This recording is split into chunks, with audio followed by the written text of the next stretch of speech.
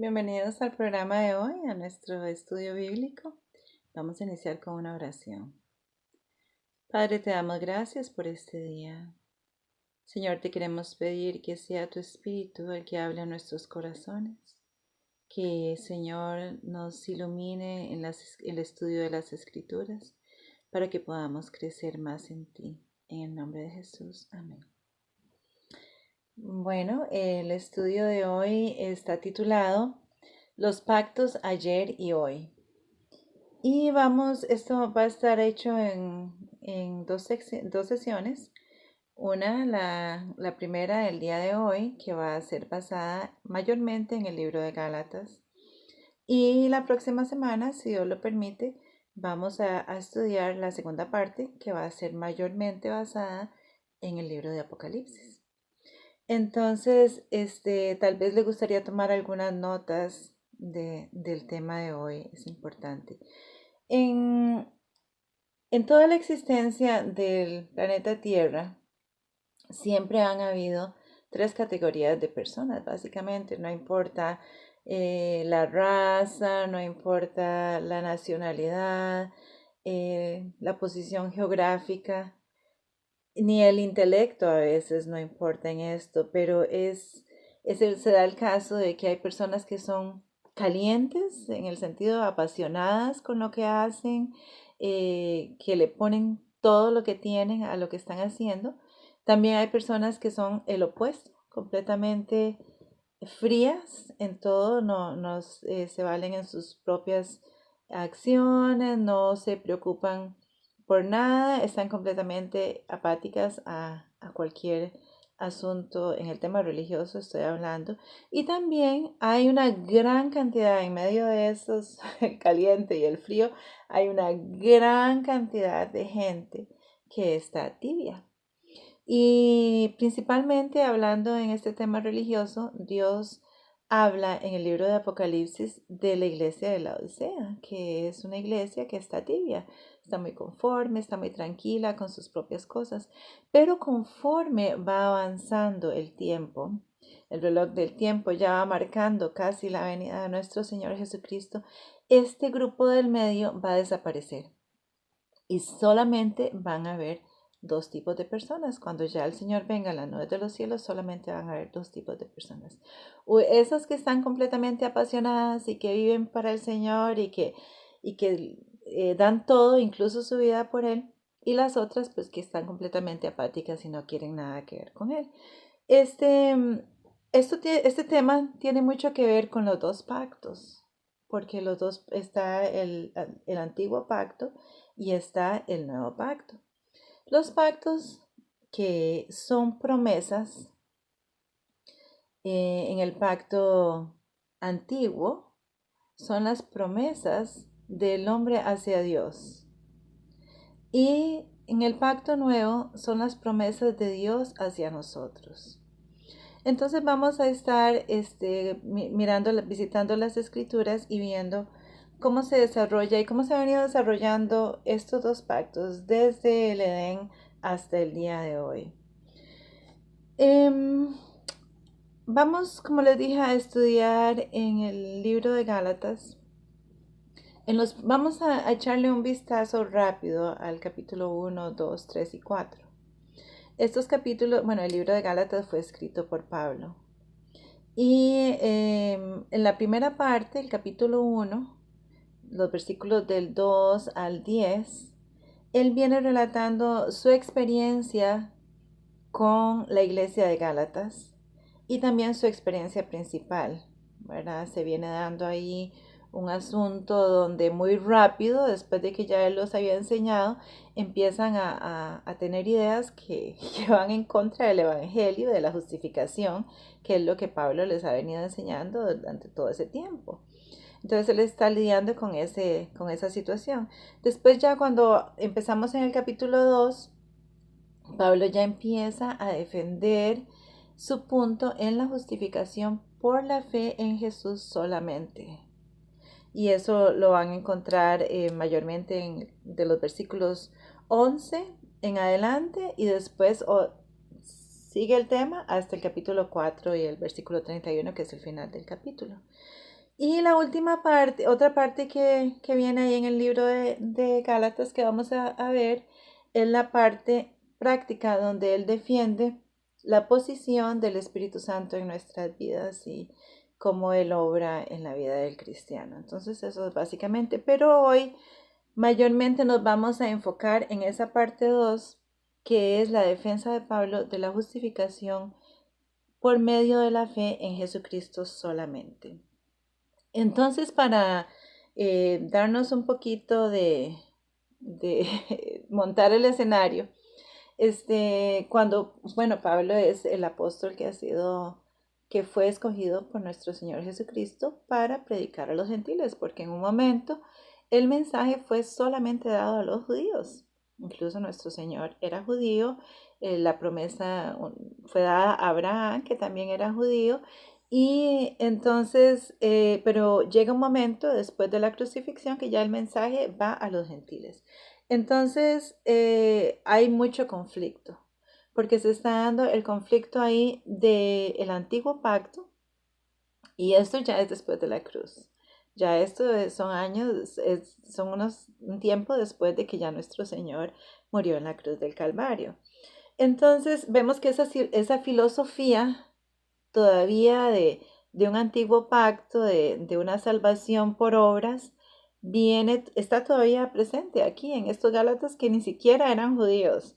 Pero entonces la iglesia, eh, la conferencia general de la iglesia en ese momento, estaba teniendo dificultades también de aceptar que estos gentiles, sí, creían en Jesús y tenían derecho a creer, pero ellos sentían que debían de ser circuncidados. Entonces, cuando se está llevando ese problema, ese tema, que es una discusión que llegó a ponerse muy, muy acalorada entre ellos, Pedro va y visita a Pablo y a Bernabé y él los apoya. Él dice, sí, sí, estos son gentiles y no necesitan, la salvación es solamente por fe en Cristo Jesús y no debemos de poner nada de por medio. Pero lo que sucede es que más adelante, un tiempito después, tal vez como un año, 2 años después, Pedro viene a Antioquía, perdón, y entonces está ahí contento y tranquilo, hablando y visitando con los hermanos en la fe y comiendo.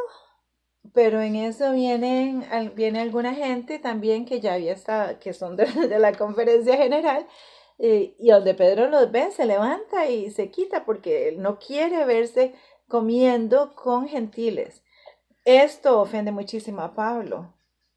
Lo ofende muchísimo porque él sabe que la salvación es la justificación en Cristo Jesús y nada más, solamente. Entonces, en esto se basa el principio del libro de Gálatas. Y vamos a ver ahí en el capítulo 2 de Gálatas, versículo 16. Entonces él está lidiando con este asunto con Pedro, ¿verdad? Y entonces digamos que él está como diciéndole a Pedro, Pedro, sabiendo que el hombre no es justificado por las obras de la ley, sino que por la fe de Jesucristo. Nosotros también hemos creído en Jesucristo para que fuésemos justificados por la fe de Cristo, no por las obras de la ley, por cuanto por las obras de la ley ninguna carne será justificada. Entonces aquí él está siendo muy directo, muy, muy directo. Está diciendo, de ninguna manera el hombre es justificado por las obras de la ley, solamente por la justificación que viene a través de Jesús. Y esto es muy importante que lo recordemos ahora que estamos estudiando. El- la justificación, la promesa fue dada a Abraham. Vamos a ver en Génesis 12, versículo 3.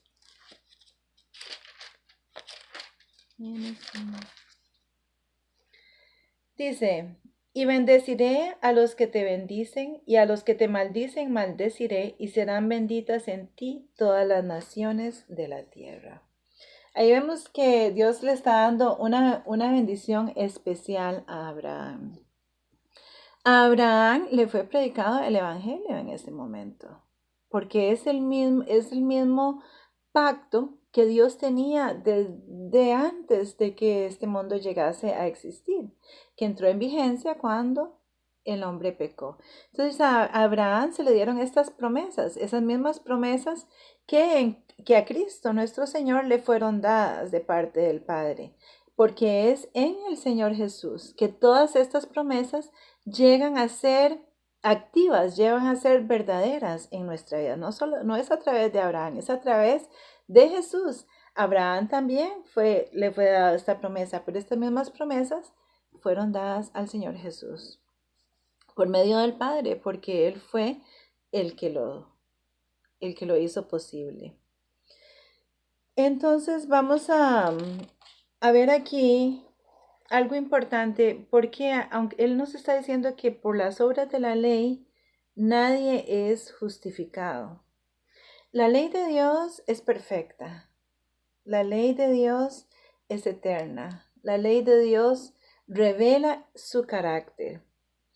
Pero entonces nosotros no somos salvos por las obras de la ley, ni tampoco somos salvos por medio de la ley, pero somos salvos a través de la sangre bendita y preciosa de nuestro Señor Jesucristo, a través de su justificación, para que Él ponga su ley en nuestros corazones y podamos así guardar estos mandamientos que de ninguna otra manera nosotros podríamos, si no fuera por el trabajo que el Espíritu Santo hace en nuestras vidas.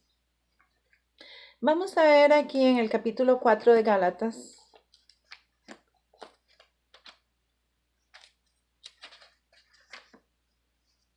Y Pablo nos quiere dar una alegoría aquí, nos quiere dar un ejemplo. Así como Jesús nos hablaba en parábolas para que entendiéramos mejor, así también este es un ejemplo que el apóstol Pablo nos ha querido dar aquí para que tengamos un cuadro más claro de lo que está sucediendo. Entonces es el capítulo 4, los versículos del 21 al 31. Y está hablando ahí de Agar y Sara, siendo los dos pactos. Dice Agar y Sara, los dos pactos. Decidme, los que queréis estar bajo la ley, ¿no habéis oído la ley? Porque escrito está que Abraham tuvo dos hijos, uno de la sierva, el otro de la libre. Mas el de la sierva nació según la carne, pero el de la libre nació por la promesa. Las cuales cosas son dichas por alegoría, porque estas dos mujeres son los dos pactos, el uno ciertamente del monte Sinaí, el cual engendró para servidumbre, que es Agar. Porque Agar o Sinaí es un monte de Arabia, el cual es conjunto a lo que ahora es Jerusalén, la cual sirve con sus hijos. Mas la Jerusalén de arriba es libre, la cual es la madre de todos nosotros. Porque está escrito, alégrate, estéril, que no das a luz, prorrumpe y clama los que no están de parto, porque más son los hijos de la dejada que los de la que tiene marido. Así que, hermanos, nosotros como Isaac somos hijos de la promesa. Empero, como entonces el que era engendrado según la carne perseguiría al que había nacido según el Espíritu, así también ahora. Y este es el gran conflicto que viene entre estos dos pactos y que vamos a estudiar en Apocalipsis la semana entrante, porque esta persecución se ha dado desde un principio. Mas que dice la Escritura, echa fuera a la sierva y a su hijo, porque no será heredero el hijo de la sierva como el hijo de la libre. De manera, hermanos, que no somos hijos de la sierva, más de la libre. Entonces ahí también él está citando al profeta Isaías capítulo 54, versículo 1, donde dice que se alegre la que no ha tenido hijos. Entonces aquí es algo, se está dando algo muy interesante y espero que lo podamos resaltar. vemos que Pablo está después de la cruz, ¿verdad? Hablando con los Gálatas de un asunto que tiene que ver con el pacto antiguo. Y aquí el apóstol Pablo nos está describiendo estas dos mujeres, Agar y Sara, que son, dice él, los dos pactos. Ahora, recordemos que cuando la ley fue dada en el monte Sinaí, fue muchísimo, muchísimo antes que Agar y Abraham existieron. Podría ser, ¿verdad? Haciendo así como un estimado, podría ser que ellos estuvieran, este asunto, ¿verdad? Donde Abraham decidió por sus propios medios hacer su propio pacto y decir, no, este hijo del pacto, bueno, Sara no puede tener hijos, y entonces voy a aprovechar que me está diciendo que con Agar, y entonces él se creó su propio pacto, ¿verdad? Bueno, Señor, yo te voy a ayudar. Y este es el antiguo pacto que se está manifestando ahí en la vida de Abraham, donde él no está aceptando lo que Dios le ha dado, porque claro, ha tomado un tiempo, ya le está cansado de esperar, las cosas no parecen como que se van a dar, ya Sara está viejita, pero entonces se olvida de que Dios es todopoderoso en ese momento, ¿verdad? Esto sucedió en 1800, en 1865 antes de Jesús. Entonces, el asunto del monte Sinaí se dio en 1445. Y aquí vemos en el 58 después de Cristo que Pablo todavía está hablando. Entonces, no podemos decir verdaderamente que el antiguo pacto se inició en Sinaí, porque ya estaba vigente desde antes. Yo me atrevería a decir que desde que Adán y Eva pecaron, se empezaron a dar estos dos pactos que ya se veían. A ellos se les predicó el Evangelio, se les dio las buenas nuevas del Mesías que algún día llegaría a, a salvarnos de la destrucción en que estábamos. Pero también ellos mismos se hicieron sus propias vestiduras de hojas de higo, y empezó este sistema donde el hombre empieza a buscar la salvación por sí mismo y decir, sí, Señor, vamos a hacerlo, pero nuestras justicias y nuestras promesas son como cuerdas de arena, en realidad. Dios sabe que no podemos cumplirlas, pero es importante que veamos progresivamente cómo se viene dando este asunto de los dos pactos desde la antigüedad.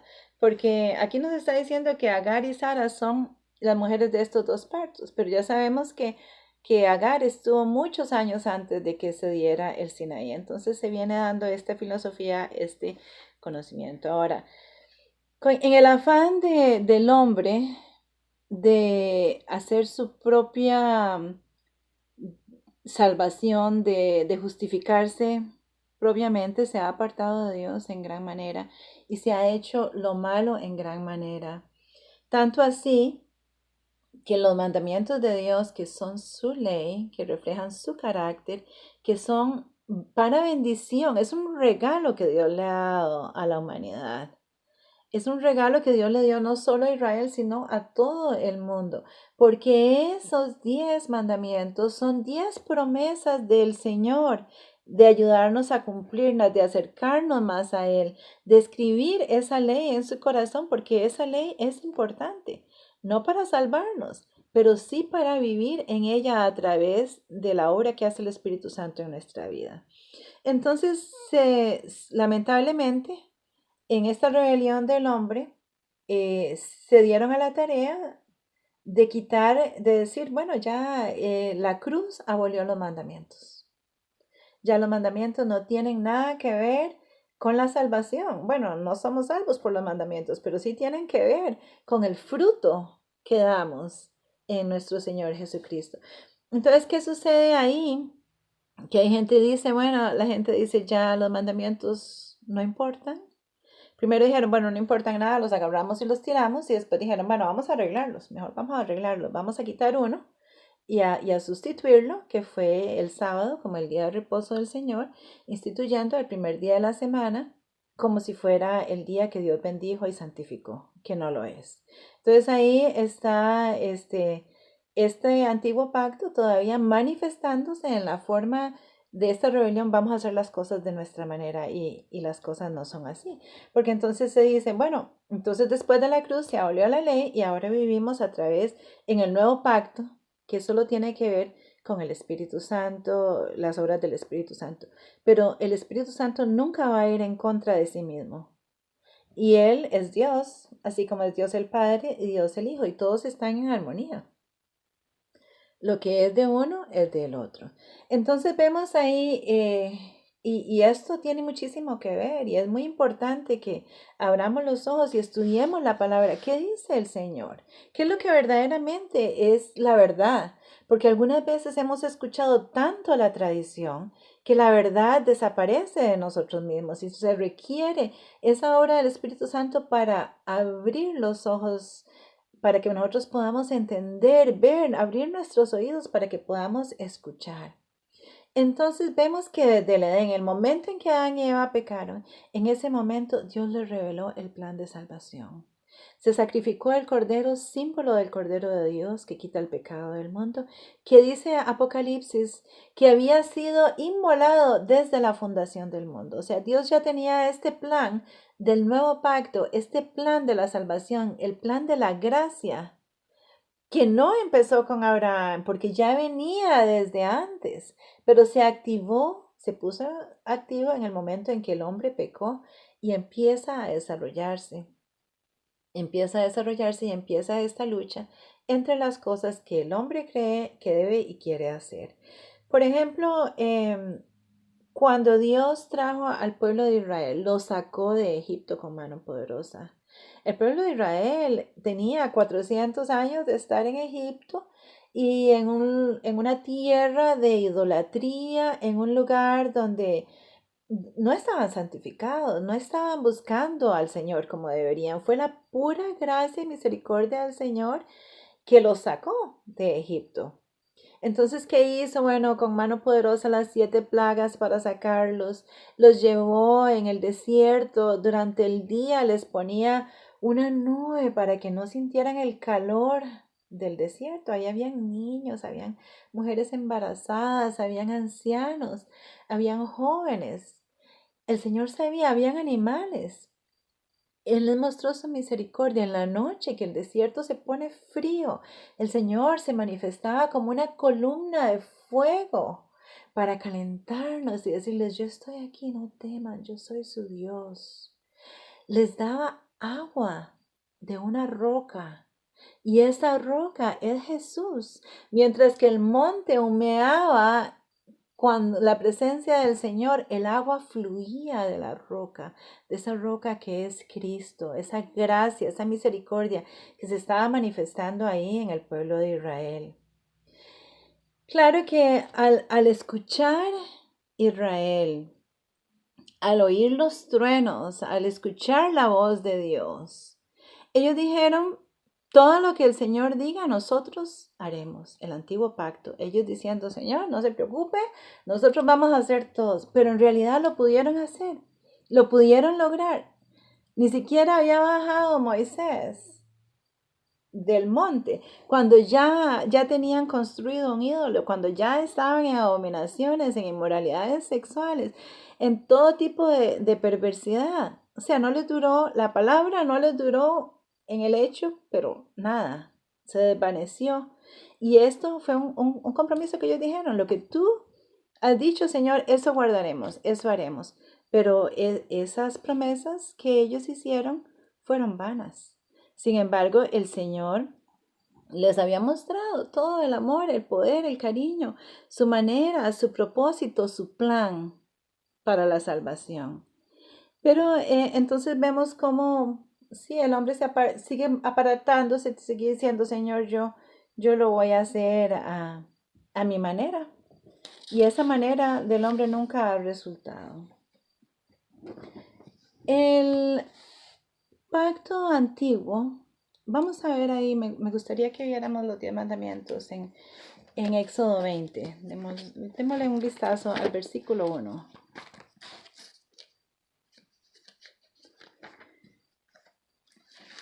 Éxodo 20. El 1 dice, y habló Dios todas estas palabras diciendo, y el versículo 2, yo soy Jehová tu Dios, que te saqué de la tierra de Egipto, de casa de servidumbre.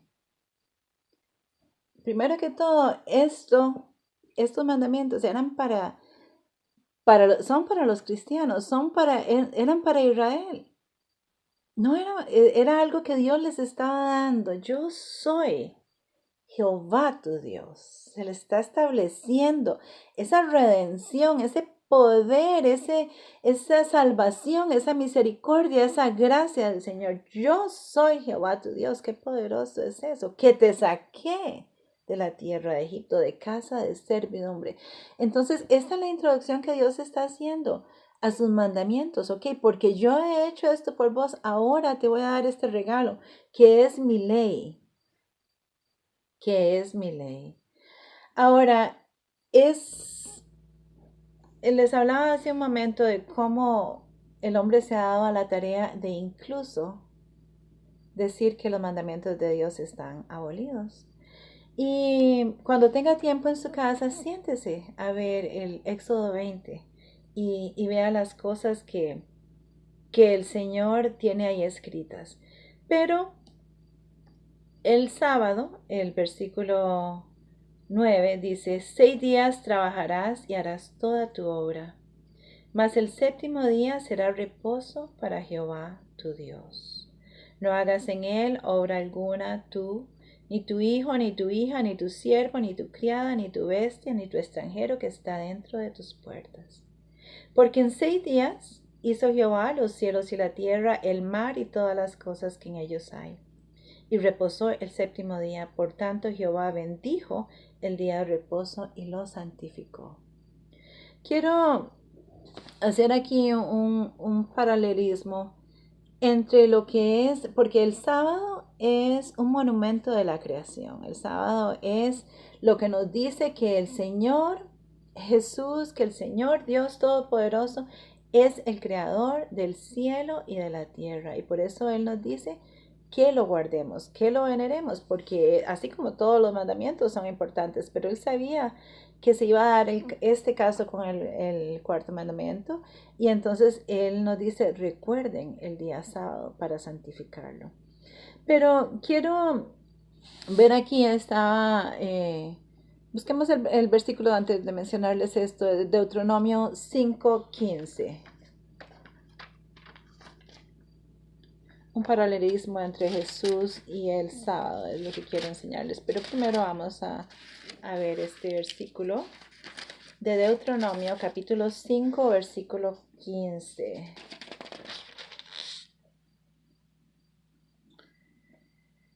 Dice, acuérdate que fuiste siervo en la tierra de Egipto y que Jehová tu Dios te sacó de allá con mano fuerte y brazo extendido, por lo cual Jehová tu Dios te ha mandado que guardes el día de reposo. Vemos ahí algunas cosas interesantes acerca del día de reposo, cómo nos enseña también y nos apunta al Señor Jesús. Por ejemplo, dice que el Señor descansó en el día sábado. Y el Señor Jesús nos dice, venid a mí todos los que estáis cansados y agobiados, que yo os haré descansar. También dice que Dios bendijo el día sábado. Y el Señor Jesús dice que Él recibe las bendiciones del Padre para dárnoslas a nosotros. Todas las bendiciones las tenemos en el Señor Jesús. La santificación. En la oración que el Señor hizo por nosotros, dice, Padre, santifícalos en tu verdad, tu palabra es verdad. Entonces hay un gran paralelismo entre Dios tiene todo en armonía.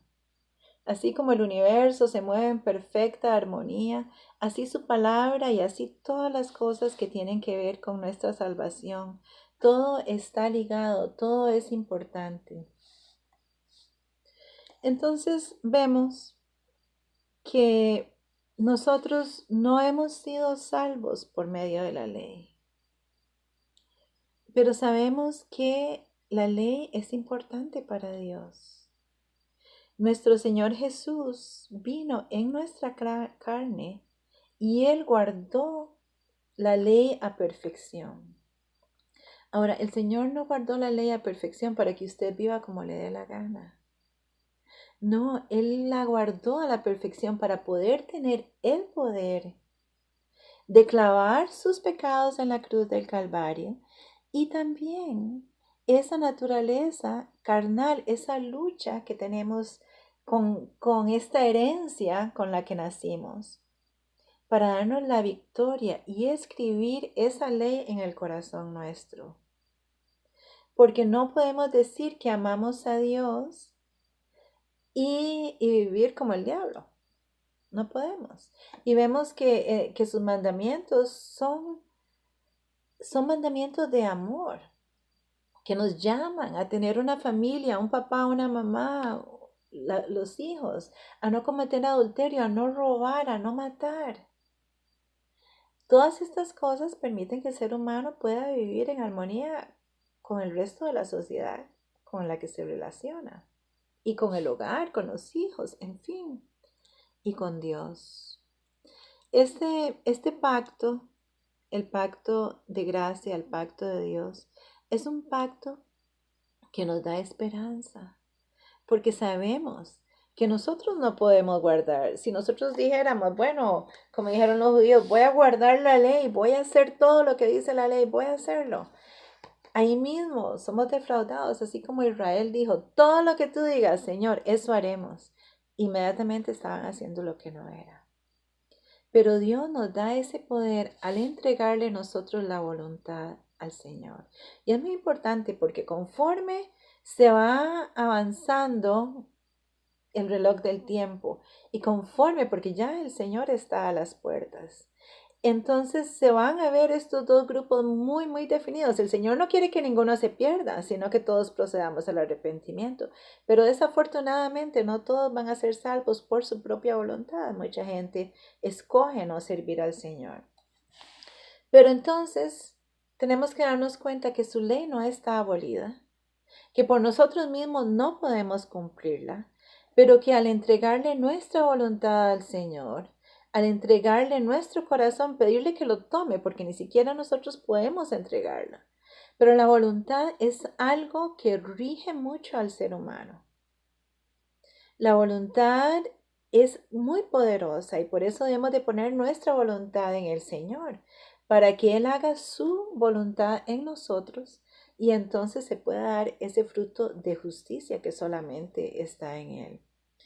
Entonces al sentirnos, muchas veces podemos sentirnos desanimados, sentir que hemos fracasado, que como cristianos, que no leemos la palabra como deberíamos de leer, que no oramos como deberíamos de orar, que continuamos con estos defectos de carácter.